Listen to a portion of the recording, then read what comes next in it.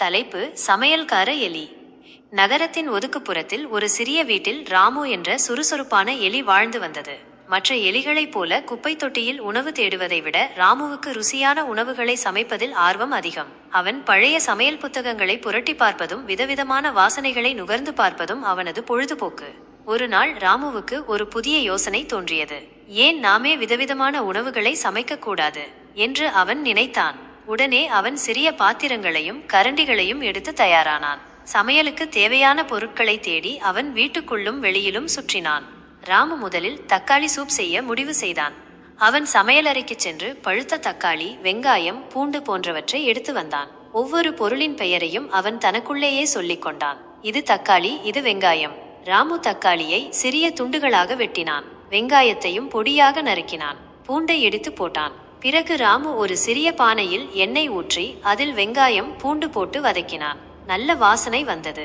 அடுத்து அவன் தக்காளி துண்டுகளை போட்டு சிறிது நேரம் கொதிக்க வைத்தான். சூப் நன்றாக கொதித்ததும் ராமு அதில் சிறிது உப்பு மற்றும் மிளகுத்தூள் போட்டான். பிறகு அதை ஒரு சிறிய கிண்ணத்தில் ஊற்றி ருசி பார்த்தான். ஆஹா, எவ்வளவு ருசியாக இருக்கிறது என்று அவன் தனக்குள்ளேயே சொல்லிக் கொண்டான். அடுத்த நாள் ராமு இனிப்பு பணியாரம் செய்ய முடிவு செய்தான்.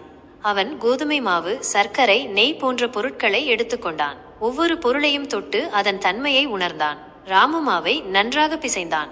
சிறிய உருண்டைகளாக உருட்டினான். பிறகு அவற்றை நெய்யில் பொன்னிறமாக பொரித்தெடுத்தான். பணியாரத்தின் மனம் வீடு முழுவதும் பரவியது. ராமு சுட சுட பணியாரங்களை சாப்பிட்டான்.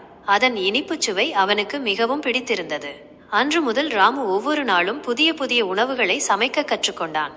ராமுவின் சமையல் திறமை அந்த பகுதியில் உள்ள மற்ற எலிகளுக்கும் தெரிந்தது. அவர்களும் ராமு சமைக்கும் உணவின் வாசனையை நுகர வந்தார்கள். ராமுவும் தான் சமைத்த உணவை அவர்களுடன் பகிர்ந்து கொண்டான். ராமு என்ற சமையல்கார எலி அந்த சிறிய வீட்டில் மகிழ்ச்சியுடன் வாழ்ந்து வந்தான்.